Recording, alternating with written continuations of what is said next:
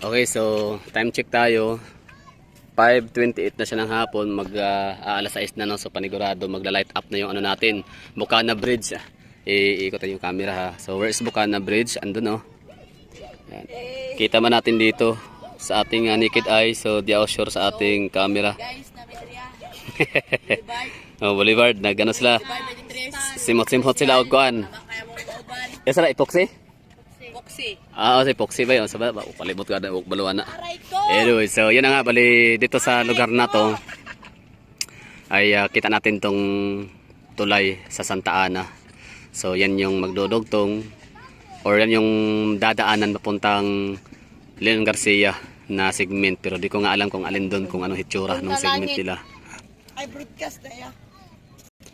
So yan, nakita na natin. So from here naman, balik na tayo papuntang ano, doon sa may segment 2, sa may Roja segment. Kibali ang mangyari is yan, diretso na tayo ano, sasama ko kayo, lilipad saan to? Lilipad sa langit. O nga pala, ano ko lang kasi meron ako nakita dito ng mga coastal. So yan o, seawall. So yung seawall yan na nakita ho natin, that's coastal.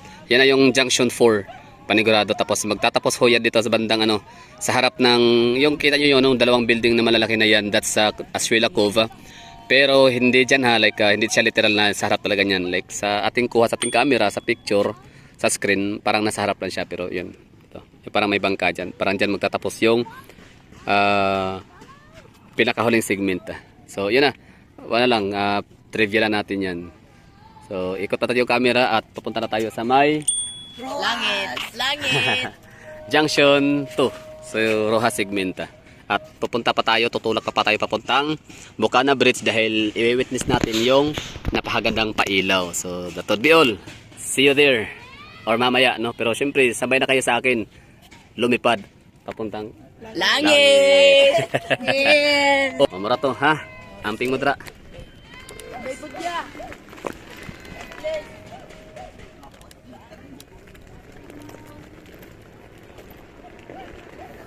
Mga bata, pinayuhan natin, no? Na tama na yun. Hanggang doon lang sila sa Poxy. O, wag na silang maggubiyan pa at masisira at lalo ang buhay nila.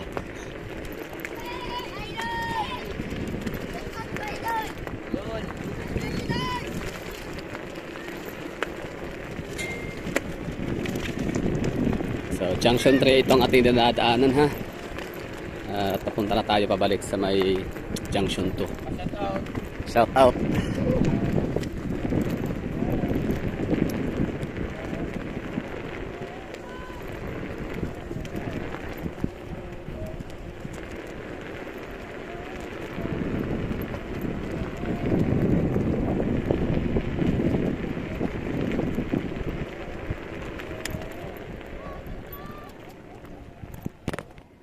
So yun na, napahinto tayo kasi grabe ang ganda tignan dito. Sunrise, I mean sunset. Tapos coastal road na hindi pa tapos, no? Wala pang mga punong kahoy. Tsaka iwan ko kung itong mga ilaw dito, mga solar lamp lights kung gumagana na ba to. Pero yan lang, kita natin yung ano, yung dalawang malalaking gusali sa ganitong perspective, no. So that's Phil Crescent Sally, yung malapad, mas malaki kasi mas nasa unahan siya. Tapos yan sa likod naman niya, or parang katabi, ay si Verdon Park. Di ganda, no?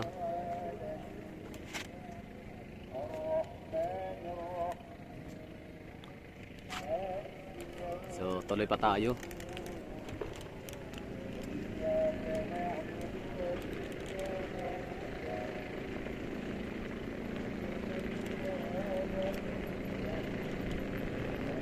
Mag-aalas 5 na, mag-aalas 6.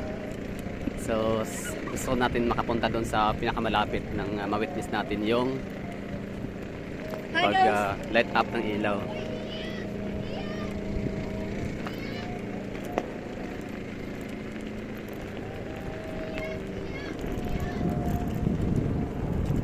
Dami mga bata dito. Iba dyan tumatay. Tinangunguha ng mga, ano yun, mga talaba o ano ba, mga isda. Ano kaya mga ini-isda nila dyan, you know? Shout out.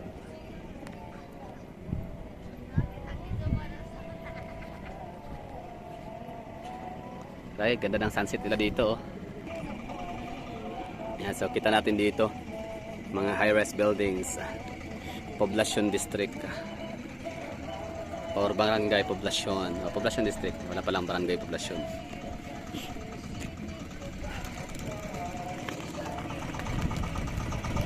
Ayan yung mga ano natin dito ha, scenic view of Davao City Coastal Road.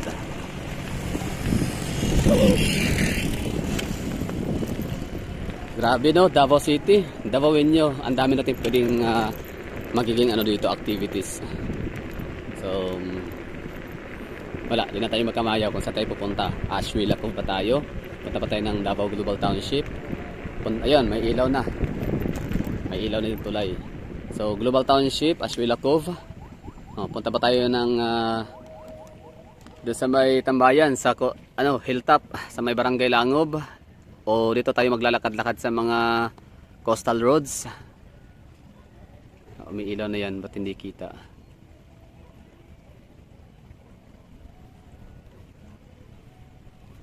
Sila ha? Ano lang to? Wow, wala lang. For the content, no? Pasyal-pasyal lang tayo dito.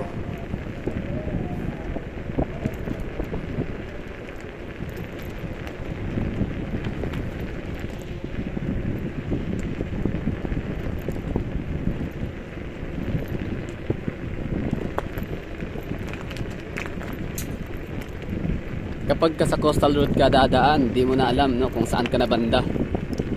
Mas talaga mas pinapaikli niya ang biyahe. Gaya niyan kung sa highway ka ng Quezon Boulevard.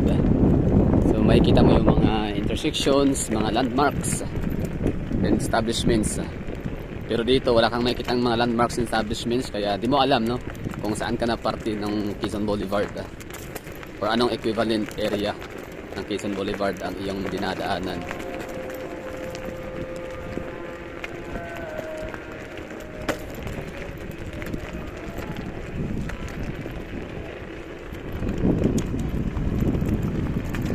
Ito siguro mga to, kalaban ng mga katagalan sa unahan. Nagrarayot. Ay. Dilit yung mata. Hi guys, say hi to my vlog. Jim channel ya. Jim channel ya.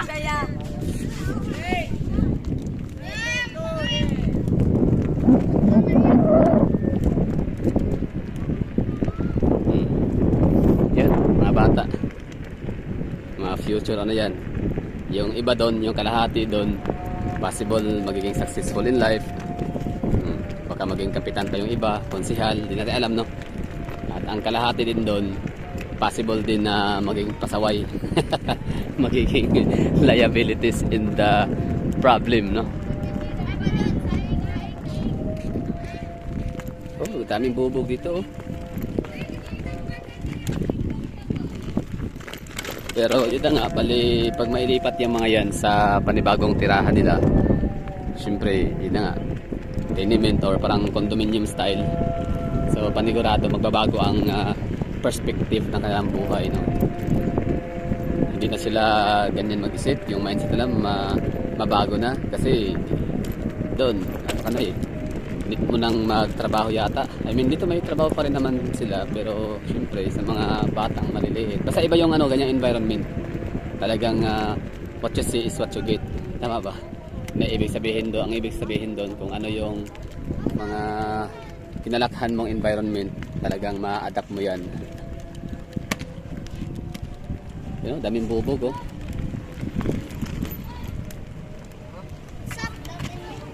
Lager! Pilagir. Yes, kasi ang gwapo pangit. Oo. Tanawang dalan, gwapo pangit. Oo. Kasi nagkuha ka na. Oo, di ba? Si Marcos. Oh, daming bubog. Sige mo grayot diri mga langga. Ha? Kasi sige grayot diri oh. Mabustot ang mga ha? Mabustot ang lagi sa tong mga kuan, mga kontraktor. mga trabahante.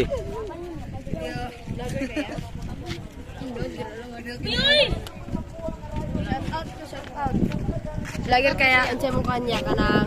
Sige, agir ako. Oh, shout out TV. Hmm? Siya pa ng vlog.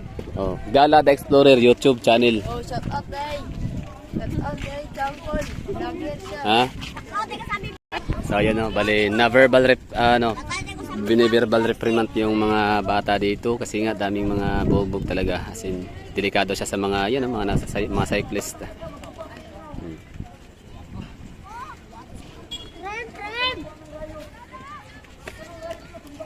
Ate, ko kisinisan. Ayun no, na verbal reprimand. Daming bubog talaga, as in hindi siya safe para sa mga dumadaan dito na mga trabahante natin. Mga kabayan natin, mga engineer, mga taga DPWH, contractor, construction worker, lahat-lahat. Isang mama.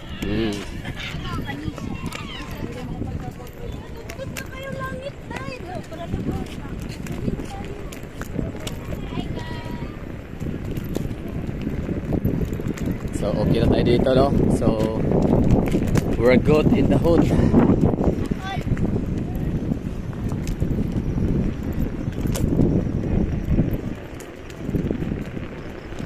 So yung mga bata na yun doon na nakikita natin nadadaanan, ayan yung mga magiging sakit sa ulo. Oh, sino? Kanino? Or yun yung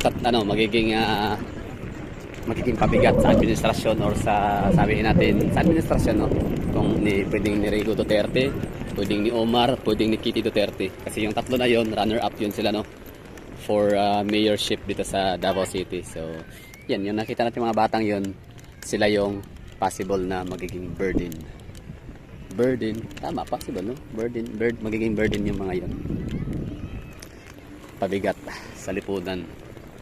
Pero syempre, di naman natin pwedeng husgahan kasi ang iba nga dyan, sabi ko sa inyo, kalahati doon ay magiging asset.